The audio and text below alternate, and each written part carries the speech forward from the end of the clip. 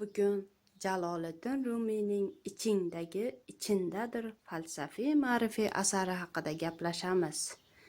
Ichingdagi ichindadir Mavlona Jaloliddin Rumiyning turli majlislarda bildirgan o'tliq fikrlaridan tarkib topgan.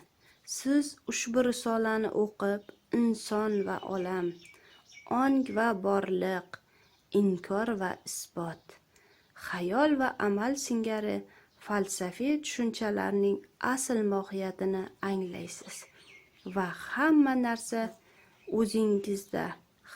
narsa o'zingizdan ekanligiga yana bir bor iymon keltirasiz. Mavlona Rumiy odamni tadqiq etadi. Uning tabiati va intilishlarini kuzatadi.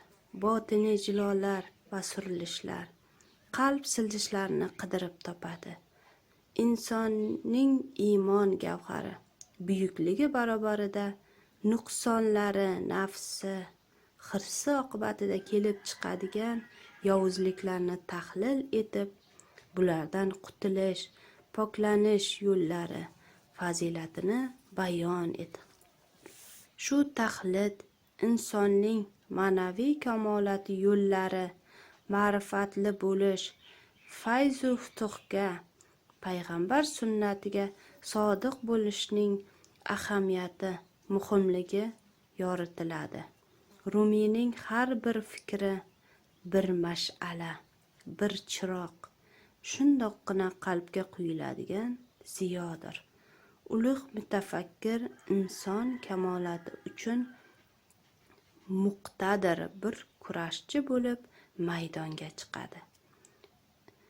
Inson bolasini uning o'ziga tanishtiradi. Yomonlikdan nafratlanish va yaxshilikdan, ilohiylikdan faxrlanishga o'rgatadi.